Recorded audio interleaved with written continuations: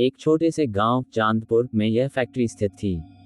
ये गांव खेती और हस्तशिल्प के लिए मशहूर था, लेकिन आर्थिक रूप से बहुत पिछड़ा हुआ था। गांव के पास संसाधन तो थे, लेकिन उनके सही उपयोग की कमी थी। उन्हीं दिनों एक प्रसिद्ध व्यापारी राजवीर सिंह ने गांव की हालत देखकर यहां एक बड़ी टेक्सटाइल फैक्ट्री खोलने का निर्णय लिया। फैक्ट्री का नाम था चांदपुर मिल्स। गांव वालों को इस फैक्ट्री से बड़ी उम्मीदें थीं।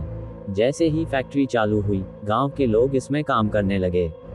उनकी जिंदगी धीरे धीरे बेहतर होने लगी। फैक्ट्री की पहली मंजिल पर उत्पादन होता था, दूसरी मंजिल पर ऑफिस और तीसरी मंजिल पर स्टोरेज था। इस फैक्ट्री ने कुछ ही सालों में नाम कमा लिया और शहरों से भी बड़े ऑर्डर मिलने लगे। लेकिन जितनी जल्दी फैक्ट्री तरक्की कर रही थी, उतनी ही जल्दी कुछ दुश्मन भी बढ़ने लगे। राजवीर सिंह के पार्टनर्स महेंद्र चौहान और विजय वर्मा, जो उनके बचपन के दोस्त थे, राजवीर की सफलता से ईर्ष्या करने लगे। उन्हें लगा कि राजवीर अकेले सारा मुनाफा ले रहा है। इस ईर्ष्या ने दोनों पार्टनर्स को इतना अंधा कर दिया कि उन्होंने एक भयानक साजिश रची। एक रात उन्होंने चोरी छिपे फैक्ट्री के स्टोरेज एरिया में पेट्रोल डाल दिया और आग लगा दी। आग इतनी तेजी से फैली कि वहां काम करने वाले मजदूरों को बाहर निकलने का समय ही नहीं मिला। फैक्ट्री में करीब 50 मजदूरों की मौत हो गई। उस रात चीख पुकार और जलते हुए शरीरों की गंध पूरे गांव में फैल गई। राजवीर सिंह ने इस घटना के बाद फैक्ट्री बंद कर दी। वह खुद भी इस हादसे से टूट गए और गांव छोड़कर चले गए। लेकिन इस हादसे का अंत यही नहीं हुआ। फैक्ट्री का भूतिया होना। कई सालों तक फैक्ट्री बंद पड़ी रही। गांव वालों ने देखा कि रात के समय फैक्ट्री के अंदर से अजीब आवाजें आने लगीं। कभी मशीनें अपने आप चलने लगती, तो कभी किसी के रोने चीखने की आवाजें सुनाई देती।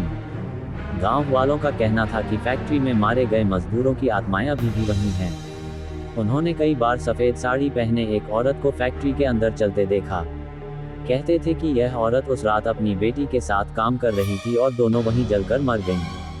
कई बहादुर लोगों ने वहां रात बिताने की कोशिश की, लेकिन वे या तो गायब हो गए या इतना डर गए कि उन्होंने उस जगह का नाम लेना बंद कर दिया। पत्रकार अंशुल की कहानी। ये रहस्य अंशुल नाम के एक पत्रकार के कानों तक पहुंचा। वह सच्चाई का पता लगाने के लिए गांव आया। उसने गांव वालों से बात की और महसूस किया कि वे इस जगह को लेकर बहुत डरे हुए थे।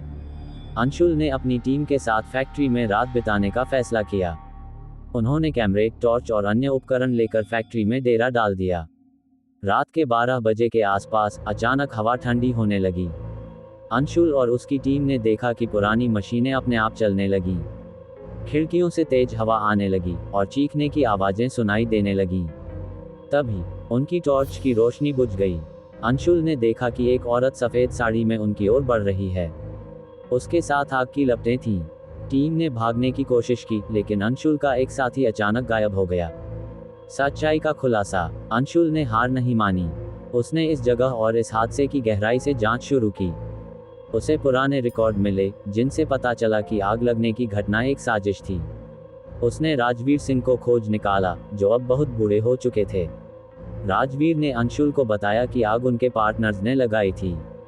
अंशुल ने सबूत इकट्ठे किए और यह सच्चाई दुनिया के सामने लाई। महेंद्र चौहान और विजय वर्मा को गिरफ्तार कर लिया गया। गांव वालों ने मिलकर फैक्ट्री के पास एक मंदिर बनवाया और वहां पूजा पाठ किया। इसके बाद अजीब घटनाएं बंद हो गईं। हालांकि गांव वाले आज भी कहते हैं कि अगर आप रात के समय वहां जाएं, तो आपको हल्की हल्की मशीनों की आवाज सुनाई दे सकती है।